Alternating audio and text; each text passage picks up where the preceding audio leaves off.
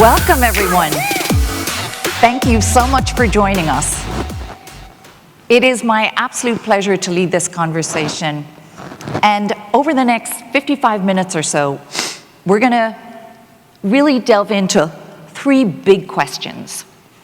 How do we unlock the true value of AI? How do we position this community to lead that transformation? And I think most importantly, how do we all develop the skills that we need to thrive in an AI-first world? And to help us explore these important questions, I am joined by three phenomenal powerhouse leaders, Casey, Karen, and Eric. And they are doing this every day, translating the overwhelming hype around AI and delivering that into tangible outcomes and reimagining how we deliver legal services in this new era. So why is this conversation so important right now?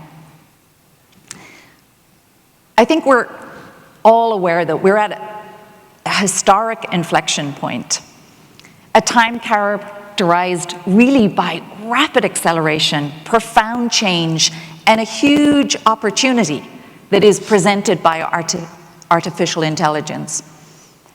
In a recent report by McKinsey, they surveyed the top CEOs on what were their 8 priorities. And guess what? Generative AI was at the very top of that list. And that tells us something about the importance of what we are doing at the very highest levels of leaderships within the companies that we serve. And I think it echoes in our community as well. According to the 2025 Deloitte Legal Report, which is an AI for in-house legal predictions, 2/3 of organizations plan to increase investment in generative AI this year.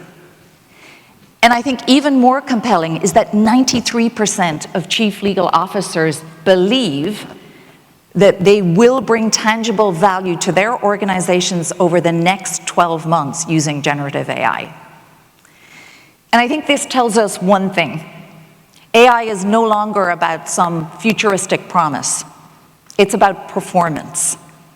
And we, this community, need to be part of delivering those real-world results. So whether you're in an in-house legal department, whether you're working for a tech or service providers company, or whether you're in a law firm, I think the question we have to ask ourselves is not how do we keep up, but how do we lead differently in an AI-first world? So let's dive into this conversation with our expert panelists, and I think let's start with how to unlock the value of AI. For me, it's more than technology.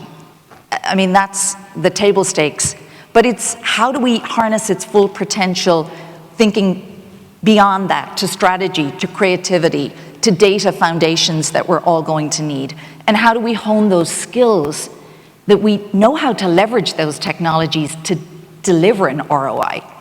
So Casey, I'm going to start with you because you talk to so many parts of this ecosystem, and you've been around the world this last year doing a lot of research in this space.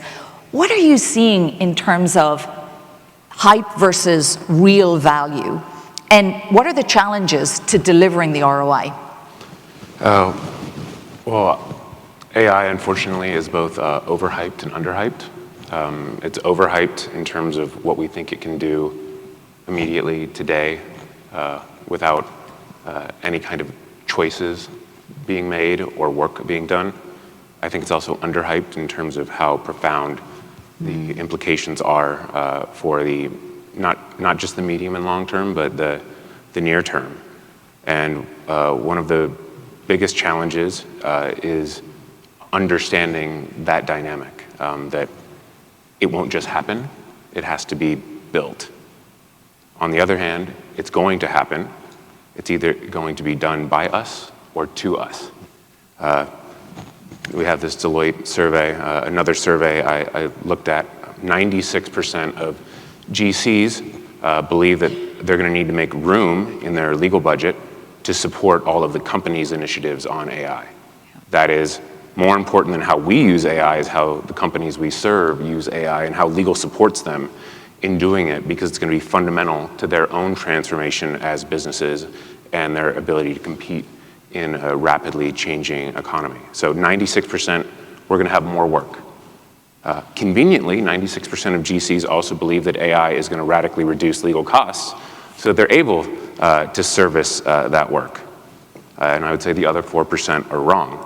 But when we survey legal ops professionals, 99% of them identify material barriers to actually adopting AI, and 95% of them say those barriers include their in-house counterparts, including their GCs. And so one of the biggest challenges we have is true leadership buy-in, and that means actual understanding, not vague sense of belief that this is going to be important and it's going to have a material impact, but actual commitment to making it important and having material impact. And leaders, like almost everyone else, are on a normal distribution. And so at the far end, you have outliers who are really invested in it, like our friends who have joined us on stage, almost by definition, are truly invested. And that is ideal, but not without its challenges, because if you have a GC who's really committed, you better be ready to go, because things are moving fast. And on the other end, unfortunately, some people are in situations that are impossible. These are people there's nothing you can do to change their mind or change their ways, and they need to be changed by the organizations they work in before anything happens. But most people are somewhere in the middle. And the middle is a very hard place to be, because you need to persuade, you need to coach, you need to help along people who have some degree of openness, but some degree of closed-offness, because they're busy, because they're scared, because they're uncomfortable, because they have other competing priorities. And the human pieces of it are much harder than the technology pieces of it, though the technology pieces of it are still harder than many of us would like to admit. I think that resonates with all of us, because there is this disconnect between CEOs are now saying to chief legal officers, what's your AI strategy? Come and present it. At the same time, you're advising on all the complexities of AI. And I know, Karen, you actually stepped up at your company, not just on the legal side of obviously dealing with all of the new regulation and everything that's coming, but like stepped up to say, hey, legal are ideally positioned to lead our AI strategy at the company. Tell us a little bit about that, and what are you seeing as the broader adoption issues and also the opportunities? I mean, I think Casey summed it up well, and the adoption issues stem from human behavior, and the scary word of change. But yes, what you're referring to is we've been undergoing a journey for the past year on really developing leadership capabilities and adopting a mindset of being business solutioners, just generally, not specific to AI, but just generally, not being a department that just, stops with identifying a risk, but really partnering with our business stakeholders to really identify a solution and work towards a solution and be a true partner. But then that also applies to AI, obviously. I think some of the challenges also are, lawyers are very perfection-oriented, and we see the limitations of AI and some of the hallucinations and things that happen. And so there's a hesitancy to say it's a great tool, to really put all your chips down on AI. We've come to refer to it as our robot intern, and maybe soon it'll be our robot junior associate, and then progressing up further. And as the AI itself matures and as we gain a better ability to work with it, I think that'll happen. But there still are examples of those flaws that we see, and that I think drives lawyers inherently crazy. And so there's been, well, I saw this one problem and I'm not going to adopt it wholesale. But I think it really does come down to human behavior, and I think the ability to see what the possibilities are with AI and really understand how that could make life better. I think it is here, as Casey said. It's a tool to be used to really better our work environment and to make our companies more profitable and secure the future for our companies. So. Yeah, in a workday, we talk a lot about elevating humans. It's not going to take our jobs if we lean in to really embrace and learn and understand the complexities, and also be that protector of when it's not working and calling that out at our companies. Eric, you've taken a really thoughtful approach, and at your company, when we chatted, I heard a lot about you're now the department that's leading in terms of usage of AI. How did you take it from strategy into turning that into action? Well, I think generative AI is really well suited to what we do. I mean, lawyers are in the word business, we're in the concept business. And so, finance has had the tools for a long time. I think generative AI gives us the tools to do what we do more efficiently, and I think we continue to find use cases. So we certainly have started by using it in our billing practices, and it's given us more metrics, more data, more transparency. It's speeded up that process. I'll acknowledge in the safety of this room that reading bills is not my favorite part of my job. So doing that faster, making our guidelines work has really been helpful. It's also improved our contract review process. It's created transparency. I think that's allowed us to build trust and partnership with the people in the field who now see where we are with their documents, and it has created a sense of partnership.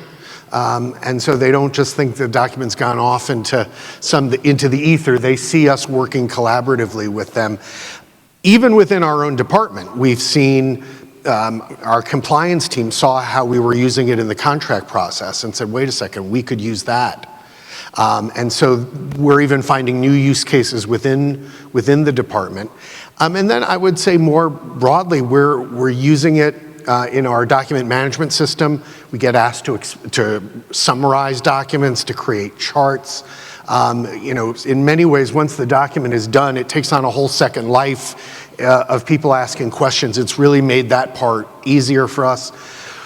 We're using, we like our documents, and so it's allowed us to use them as forms, to use a tone or language from a particular document again. And I will say, even we've seen it as another perspective. So we had a mediation in a litigation we're involved in, working with the law firm that had kind of a sandboxed version of their AI tool. We put in the facts of the case and what our strategy was and what we thought the other side's strategy. And and by the way, this guy's a jerk, and we think this is a weak argument. And we got back a very thoughtful, strategic perspective. Now, we didn't just say, oh, well, we'll do what the robot said. It's another perspective that complements what we're thinking about and doing. And so the use cases go from just data and metrics to just the very concepts that make what we do different. Yeah. And at Workday, similarly, we've been thinking of how can we use it in a way that not just enables legal, but across the enterprise to other functions, and really focused on sort of business intelligence of what we have in all the hundreds of thousands of contracts with customers, with vendors, and unlocking that information and synthesizing it and making it available in a really, I think, customer-friendly way to internal functions, which we're on that journey and really excited about that. But what you said, all of you really, because many of us have been in these roles, either starting out or we're at different points in our career, but this is a moment that we could really seize. And when you say CEOs are saying, I want legal to use AI, I want the whole company to use it, I want legal specifically to use it, and then we've got legal ops people as the people who can enable GCs to actually deliver on that promise. And I think we're uniquely positioned with the skill sets that this community has to turn innovation into impact in this space, but not just for legal, but we can be catalysts across the enterprise, because if GCs are starting to work on this across the enterprise, that enables this community to work across the enterprise and almost lead this AI revolution at our companies.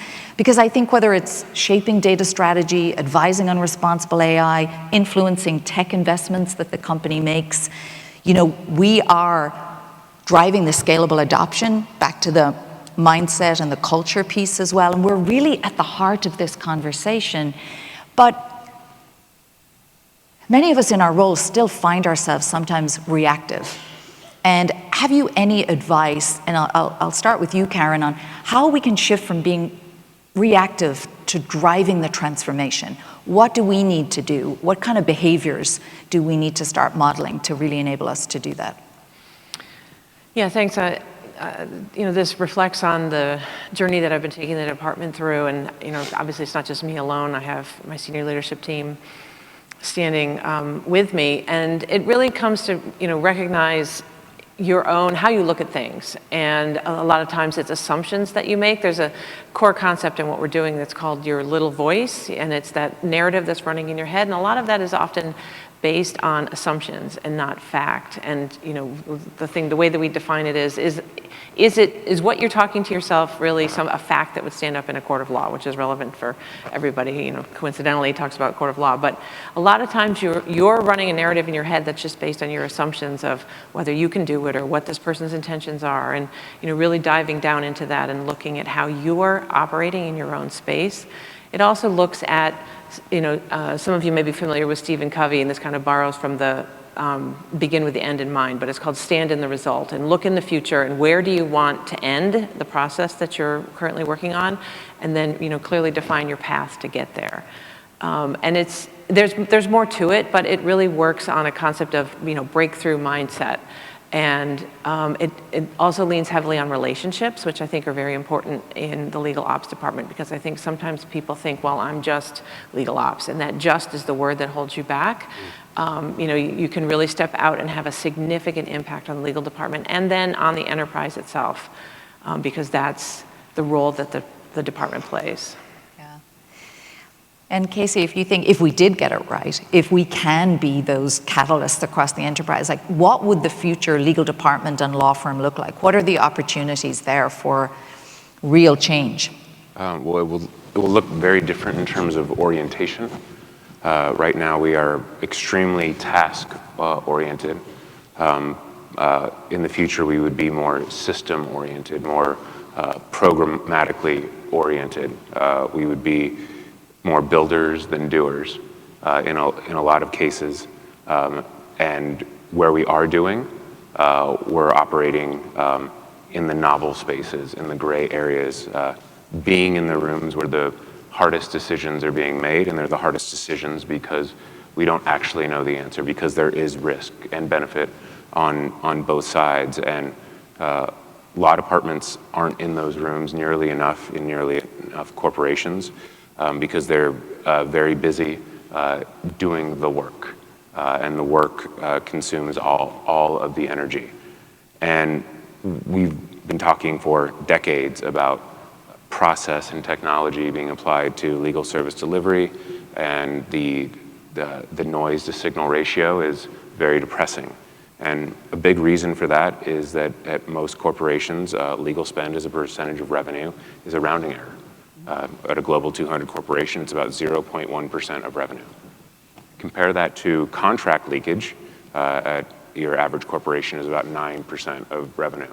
So it's many orders of magnitude bigger. And legal doesn't own contracts in the sense that they're fundamentally legal in nature. They're fundamentally commercial in nature. They are business contracts, but legal can lead on contracts, like many other things, by finding ways to reduce friction. And if legal is leading, we can achieve what we've always wanted to, which is how to deliver at scale. And that is, how do we embed legal knowledge in business processes, as opposed to just embedding technology in legal processes. And that fundamentally changes the relationship between the business and the law department, and will also cascade down to law firms where, again, their traditional advisory work, their specialization really comes to the fore, as opposed to their ability to muster armies of junior associates to grind through work. And so it's a very different world. It's not one with less legal work, it's more, because we've increased volume and velocity, but the work is different, and how the work is done is different. And so it presents all kinds of opportunities, and you prefaced yours if, and it's a big if, because there are also many risks on the other side, although we can cover that later. And you talked about that evolving, like law firms are evolving in a way where they're having to think about how to resize their investments and refocus. And we talked about like they're spending a lot more on technology now. And then in-house teams are taking some work in-house that, you know, this community we've been talking about, like, does that change the billable hour concept over time, or what are your thoughts on that? So speaking of raise your hand if you've complained at all about law firm rate hikes. They have gone up quite a bit, but most of you will be surprised to learn that their technology spend is going up faster than their rates because they are feeling this pressure. And in fact, yesterday, the regulatory authority in the UK approved the very first AI first law firm. So it's an AI-centered product that offers legal advice to consumers, but it's fundamentally AI in its orientation, and it's now legal for it to deliver legal services in the UK. And so this is coming for law firms in a very material way as we bring the work in-house or we look elsewhere. You can hire an agent, which is, I know, something you know about. One of the fundamental questions we all have to ask is where things happen in the value chain. So one of the first use cases for legal AI was legal research. Makes a lot of sense because its superpower is reading. And you can arm a junior associate at a law firm with AI, and it can help that person write a memo or a brief. Or you can give it to the partner in lieu of that junior associate. Or you can give it to the in-house counsel, and they can use it either instead of the law firm, or they can produce it and send it to the law firm and say, just stress test this for me. Give me a gut check on it, which is a very different kind of relationship. Or it might be in the hands of the business person who asked legal for advice, which is a scary proposition, right, if you're the in-house person. But this is a scary proposition for anyone along that value chain. And for different kinds of applications, there's going to be different places in the value chain where it makes sense, and that's going to shift over time as the technology gets better, and constantly reorienting ourselves and how we work to that evolving technology is going to be, again, challenging and an amazing opportunity, and we're not always going to get it right. Sometimes we're going to hold on too dearly to things we should let go, and other times things are going to be taken away from us that really shouldn't. And yeah, many mistakes will be made, but the opportunities are there. And just to build on that, Karen and Eric, we were talking about how important the legal ops role is to both of you. You've invested significantly, probably based on the size of your departments, even a significant percentage of your team are legal operations folks. And you were talking about how strategic that is for you in the role.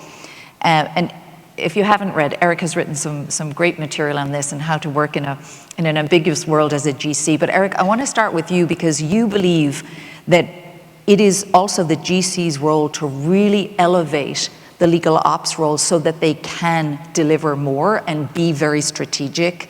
How do you go about doing that? And Karen will build on that because I know you've got a lot of work that you've done there too. But do you want to start, Eric? Well, I think if your profile isn't being built up, I think the clocktopus is an example of what could happen. You know, you could be gone. I think for And just to pause for one, Eric disclosed that he thought the clock was some kind of boondoggle that we all went on to Las Vegas. Until he's been here a few times, I was like, my God, the intensity and the work that gets done here. I came to meet the clocktopus, and I was, I've been sorely disappointed to go home without a selfie. But I think the GC has a bully pulpit. And that's one of the ways we set priorities. So really the first way is to communicate to the department that it's important. But I think where legal ops comes in is you have to give us a reason for it to be important. The worst thing I think we can do is to say, oh, here's this shiny new thing we bought. Let's all admire it and put it on the shelf and go back to saving on our desktop. And so I think that's where the partnership comes in. But I think I see legal ops as really our ambassador to the future. But it's my job to elevate that and articulate the value, because my imprimatur as the general counsel matters. But it can't just be empty. It can't be, let's just get the next system upgrade. It has to make sense. But if it makes sense, if it's strategic and we can articulate that, and that's where it's really a partnership with legal ops, I think you can communicate a really important value proposition and you will get buy-in. Yeah, and I think you make sure that the legal ops professional on your staff is at the table, is presenting, is sharing the metrics, and you set them up as, I care about this topic, and that enables them as well, which is fantastic, because not everybody has that, as we know. That is not the case for everybody, so huge thank you for doing that. And I love ambassadors for the future. I think we're going to brand that, everybody. Yeah. Karen, did better than the clocktopus. when you talked about the legal ops role, to me, it felt for you, this is a critical role for you in running the function. Can you share why you think that? Because it is great for people in this room to hear how important that role is. And in many cases, the legal ops person is the person that's closest to the GC and is aware of the budget challenges, the company strategy challenges, and is trying to help the GC navigate that in the background. And so can you talk a little bit about why that role and why you've invested so much in legal operations? Sure, yeah. I mean, we work for businesses, and speaking just for myself, but perhaps more general for lawyers, and we're not great at telling the business story of what we do as a legal department. And legal ops is really that enables me to tell that story. We are in the G&A column of the budget. And so, we need to be able to have people understand what we do. A lot of what the legal department does is unseen. We know our value, but other people in the business don't always know it. And so we need to be able to externalize that. And it's the storytelling with our data and how we communicate. And, that legal ops is critical to that effort. And, I'm embarrassingly terrible at telling the story. I used to work in corporate communications before I went to law school. And I know that I hire great lawyers. I have great lawyers on my team. I have accomplished some great things in my career, but turning that around and telling that story, I need my legal ops team to do that. And other functions do that so well. I mean, back in the day, I would watch marketing and sales present to our CEO and think, God, we've got to do better. Ours would be so much less compelling and not aligned to the CEO's strategy. And I think that's part of the key too. So it sounds like it's, it is technology, it is strategy, but change is really about people's behaviors, people's mindset. And this is almost like a cultural transformation, this move to AI. How do we keep up and embrace new skills and lead with curiosity and courage in a moment that is challenging?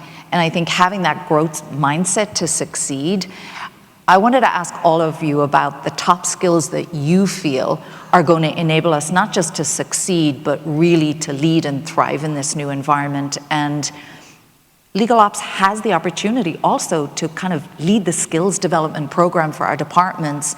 At Workday, we're doing AI Fridays. We're leading, like many of your teams, on our adoption of AI, but it takes intentional programmatic work to make that stick. So I'll start with you, Casey. What do you think? What's the most important skill you would say that people need to lean into? Active curiosity. Both Shopify and Duolingo released internal memos in the past week that they are now AI first. That is, if you want headcount, you have to explain why AI can't do the job. And we should take that kind of mindset into our tasks, into our programs, which is almost anything that we do. The question, can AI do it better, or can AI make it better? And that takes time, and especially because AI is very weird and very frustrating. But the only way to learn is to learn by doing, because it doesn't make intuitive sense in a lot of respects. And so by having that AI first orientation and trying to use it all the time for lots of different things, it will not always make it better, but you will learn what it can do and what it can't do, and also start to understand why it can do it, why it can't, including what it might be able to do in the future. When I assign things to junior resources, when they come back with whatever the output is, I also require them to tell me how they used AI to produce the output, where the AI helped, where it did not, and why it didn't help where they thought it would. And in particular, is there some barrier, whether it's context windows, document structure, lack of access to data, that could be overcome in the future, so that we could further automate whatever it is we're trying to accomplish. And so rather than hiding their work, and over half of AI use at work is unapproved, people are they have shadow AI to help them because they want to look better. I want people to be right out there saying, yes, I used it, and the more I used it, the better, as long as the output is the quality that it needs to be. So there's a lot of experimentation, failing, experimenting again, just leaning in and learning about AI, how it works out. And I think that helps also with when we're giving advice to the business. If we know more about AI and how it works, I think our legal advice gets better, even on compliance with all the regulations that are coming. There's so much that we have to think through about bias and all of the hallucinations and all of the different challenges that we're going to have. I think, Karen, you talked a lot about storytelling earlier. What are your thoughts on, because I also agree storytelling is a skill, because you think of what machines will not be able to do or AI won't be able to do, that they can do storytelling, but it's the context that we talked about too. Yeah. But what other skills are you thinking through? Well, I wholeheartly agree with what Casey said about learning the possibilities of what can be done with AI and being open to learning that. But on top of that, I think that the storytelling with data is critical, and being able to apply the results of what you get with AI to your business, to your department, to make it relevant. You can just spew out data that may or may not be useful, to externalize or to even to share within your department. Also, I think I've been in sessions and I've heard people say, I'm so busy, I have a lot of work, I'm a department of one. That data is what you use to tell the story of what you accomplish and what additional resources you may need. So really being adept at what data to collect and how to represent it and what words to put around it is a critical skill. I agree with that. I see legal ops as really a fulcrum between what's the tech that's available and what's the use case that we need. And in a sense, I think one of the skills is to be sort of an expert in legal ergonomics. How do people work? How are they doing their job? Because about tools that we don't, that may make that job easier. And when you tell us how we can do something easier, you have our attention. But I think that's part of the key, is for legal ops to meet lawyers where they are. And that's a lot of different places. And it correlates a lot to age. Older lawyers like the way they're doing it. They like their tape flags and their hard copies. And younger lawyers are more apt to give me that. You don't have to explain it. I got it. And there are a lot of people in between. And I think that the job of legal ops is to meet that group of colleagues where they are and to help be a Sherpa leading them to the future. How does this solve your problem? And being able to translate the tech into problem solving, I think, is essential. And I also really think about solve a business problem. Don't just solve a legal problem. Get out of your silo, because if you can solve a more enterprise-wide problem, there is so much budget right now in your company somewhere. It may be with your CIO, it could be with your finance department. If you're thinking broader, you're more likely to get technology support, company support, other stakeholders who will go on the journey with you, so you're not alone. And I think also that raises the profile of legal ops working across the enterprise. We're thinking a lot about agents right now. Workday is all about agents. We've got lots of super agents coming. But even for legal, we're saying, okay, how can we take that agent story and internally make sure we're building our data knowledge base based on the persona of the clients internally that will want to use that agent, and what would be most effective for them. What's the information and the service that we could deliver autonomously, perhaps through that agent? So building our agentic strategy as well. But that takes understanding the problem you're trying to solve, because there are a lot of bright, shiny tools out there that you can get distracted by. Go back to basics, I think, is what you're all saying, and really think about the problem, the benefit, the value. And that actually is what the Deloitte, in their kind of call to action for general counsels, they talked a lot about invest in strategic AI use cases that deliver value, focus on user adoption and upskilling. There are also, assess critically your data stack and be AI ready. Casey, you talked about that too. And then partner across the enterprise. I think that's the other piece is, don't go it alone if you can, because if there's a broader benefit to the company, it's compelling. I think that goes to when you were saying not just a legal problem, a business problem, is that to network within the enterprise. Reach out to your other operational professionals so that you are ready to identify what is an enterprise problem that needs to be solved. And then find the stakeholders, because there are other stakeholders, and you can leverage your GCs or your CLOs to help you get in touch with those stakeholders to have those conversations about the broader use cases to get investment as well. And it works both ways. I got a call from our CFO because they had a very specific contract review function. They had some software that they bought God knows when, that they last looked at God knows when. And he called and said, do you guys want to take over this function? And I called my legal ops colleague and just neutrally raised the question. She said, yes, this is fantastic. And I said, you do understand this is a trick question. The CFO's not looking out for us. This is a trick. And she said, I know it's a trick, but we can do it better, faster. It's better for us. It's better for the company. And she ended up presenting to our CEO, and we were able to articulate how the technology that we had invested in was better, could be applied to this additional function, and save the company several hundreds of thousands of dollars a year. So it was a way that a problem came to us very suspiciously, but we were able to solve it, and I think make a really tremendous use case for how we were thinking ahead in terms of technology. Yeah. And Karen, can I ask you, because a lot of people say to me, I'm in a role, but I'm not getting traction with my GC, or I'm not getting the support or that I feel I need. And somehow that's a two-way street, of course. But any advice to people on like how to be even more valuable to their general counsels? I mean, I always tell people, use your voice and speak up and raise the issue. I have 100 things flying by me every day. It may not be intentional that somebody in legal ops may say, I don't feel that I have value. It just may be something you need to speak up and raise it. But, if you've tried that and you still don't have it, I think, you're here, right? You take your career very seriously and value yourself as a professional. We have a concept at Otsuka called G-Show. It's borrows a Japanese concept of self-actualization. And you take on a project of expanded responsibility, and you show that you can do it. And if you have demonstrable results and you can go to your GC and say, look what I can do, I think that's a very powerful action.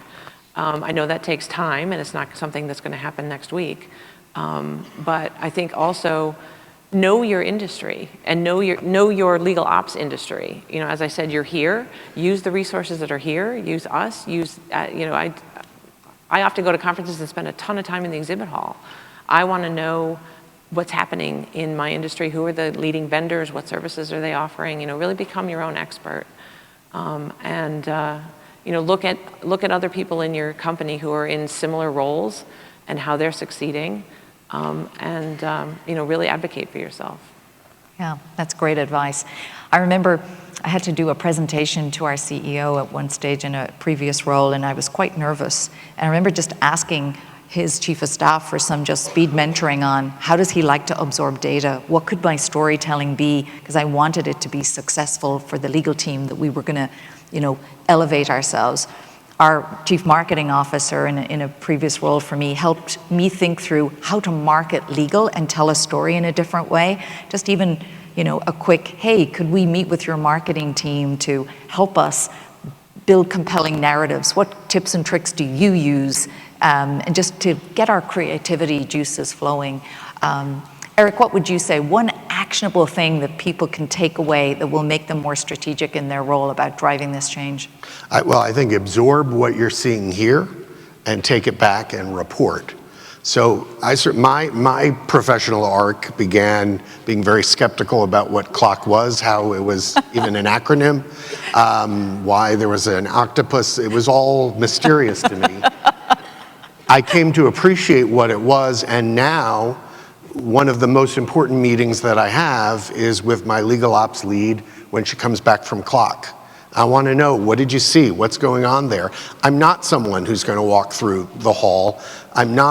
I learned about AI because I got 1 or 2 or 70 emails a day telling me that there was AI, but it was my legal ops colleague who explained to me what this is, what's the opportunity, and I think that's your job as an ambassador, is to go into the future, which is down the hall, and bring it back and explain it and help us, and some of us are pretty analog people, help us understand what the use case is, and be proactive. I did not come into the role as a champion of legal ops. I came in as someone who did not know what legal ops was.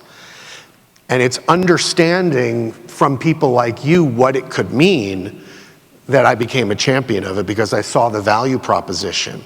And I have really tried to convey to our department, we want to be a modern legal department, not because that's some glossy thing and we'll get an award, but because that's something exciting to be a part of, that this profession is evolving, that the nature of in-house is evolving, and as Casey said, rapidly and in ways that are really unclear. I think it's really exciting to be a part of that, and you really are our chief navigators to help us figure that out. Yeah. No, and I think it's a huge opportunity for us, because everybody's grappling with how much overwhelming hype there is, that legal ops can almost translate that, help everybody upskill, help everybody understand how the technology works, and really lead the way there. Casey, one piece of advice? 2 pieces of advice? Go for it. Become the AI dork in your company. When I was just starting out as a lawyer, the partner in the office next to me he was a screamer. He's normally screaming at me because I was his favorite associate. But one day he was screaming out into the ether, into the abyss, because the demon inside the machine had taken away his precious files. And I swooped in and I hit undo, and then they reappeared. and he looked at me like I was some kind of wizard. And from then on, I was the tech associate, wildly miscast. In many places, the bar to becoming the expert is actually pretty low. Even though you aren't an expert, you're the expert in that context. And that gives you room to actually become an expert. And this is something that's worth being the expert in. And so I know you are busy. I know everyone has an enormous amount on their plate, but I work in a small partnership. We don't have anyone in charge of AI, but I'm the AI person simply because people see me using it all the time, including just to generate funny memes. And you should come to my session at 4:15 if you want to see a lot of those. But also for everything else. When I produce memos, whatever it is, I will put in the notes just how much I relied on AI. And slowly, and now rapidly, people are coming to me with all of their AI questions.